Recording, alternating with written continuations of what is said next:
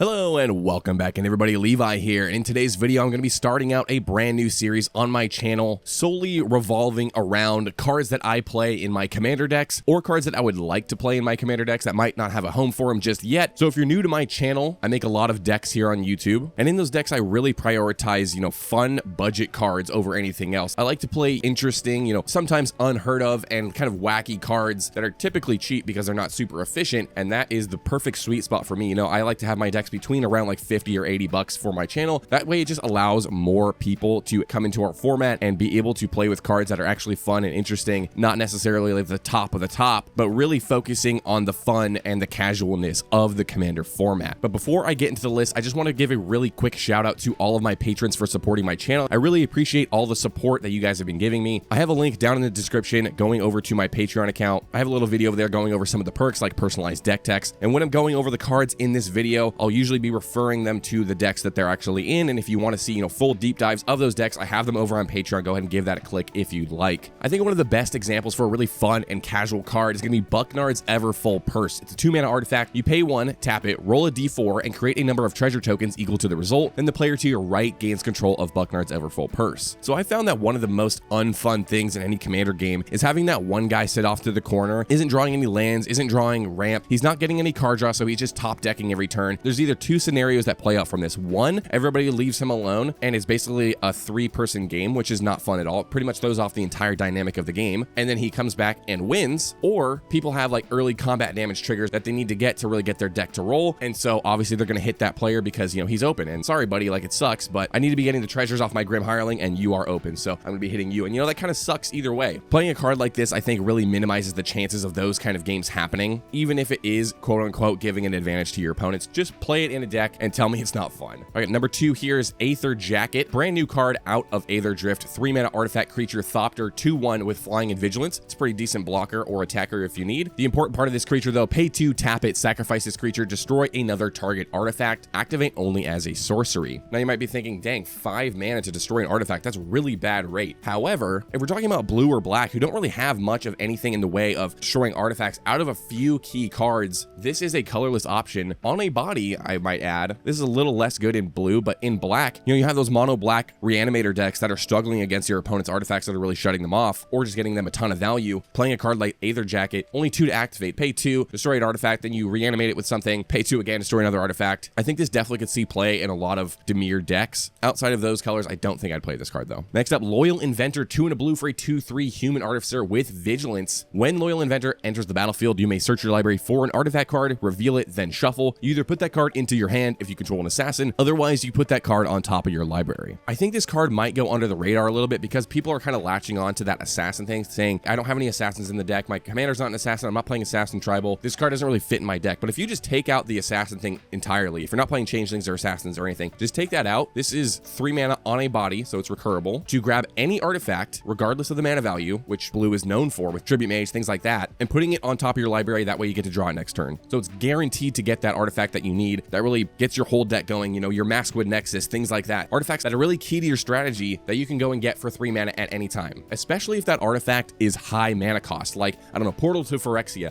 I don't think there's any decks that are really built around that. However, if you want to go and get that, there's not that many options in blue.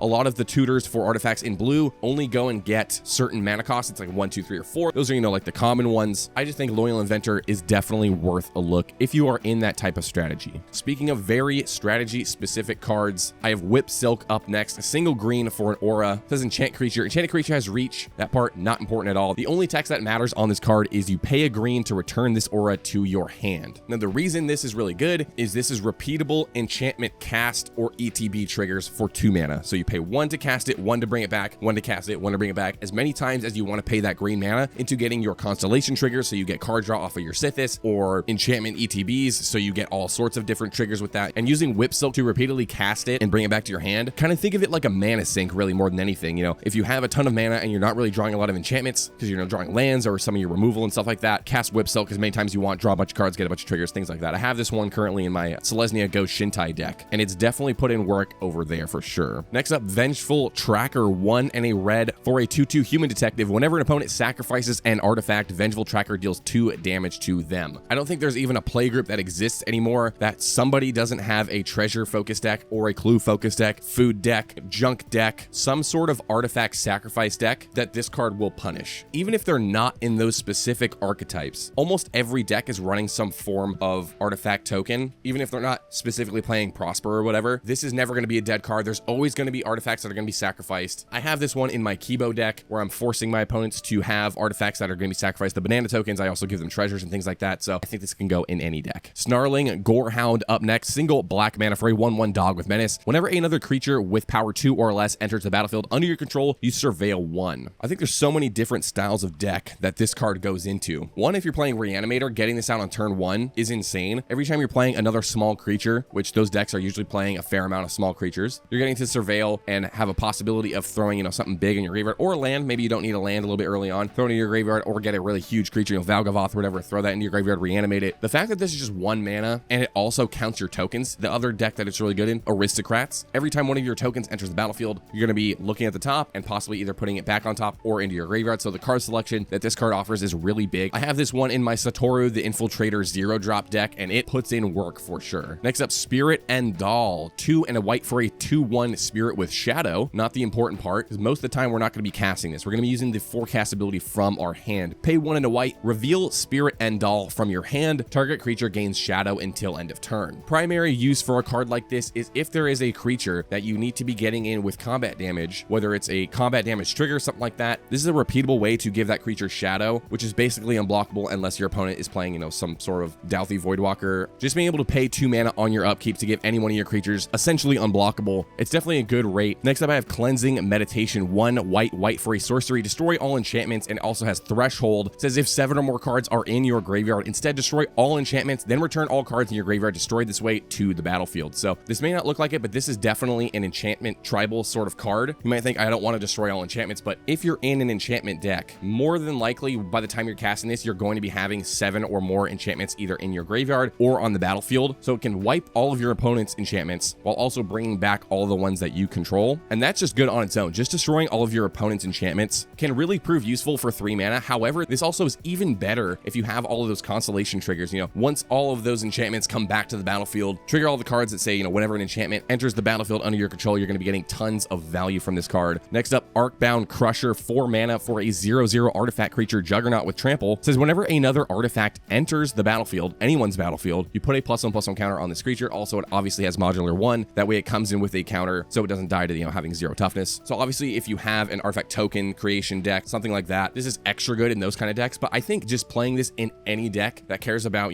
swinging in for combat damage in any regard. Obviously every single commander game, there's going to be artifacts entering the battlefield, whether it being you or your opponents. And even better if somebody's playing artifact tokens. Most of the time when I get this out, people remove it pretty quickly, but if you can get in for a couple swings with it, it's definitely worth it. Last card I'm talking about on this list, Accursed Duneyard. It's a land, taps for colorless. You can also pay 2 and tap it to regenerate target Shade, Skeleton, Spectre, Spirit, Vampire, Wraith, or Zombie. That's a lot of really popular creature types, especially the Spirit, Vampire, or Zombie. Obviously this is colorless, so this fits into any of those tribal decks. Most of those tribes are like 2 or 3 colors at most, so being able to run this as a colorless option, it's not really going to hinder your mana base all that much. I have this in my Zagreus deck just because my commander is a vampire and I have a land that lets me protect it. So even if your commander is one of these creature types, check. If you are playing a commander that isn't necessarily doing one of these tribes, if your commander has one of these creature types, just throw this in your deck and you have basically a free slot to protect your commander if you need to. But that's pretty much it for this episode. 10 casual budget commander cards that I'm currently playing in decks. Whether or not these cards are really popular, these are just some cards that I would like to showcase that I'm playing and that I think are fun and interesting and definitely deserve some attention. But that's really all I've got for today, guys. Thank you guys so much for watching, and I'll see you guys in the next one. All right, take care.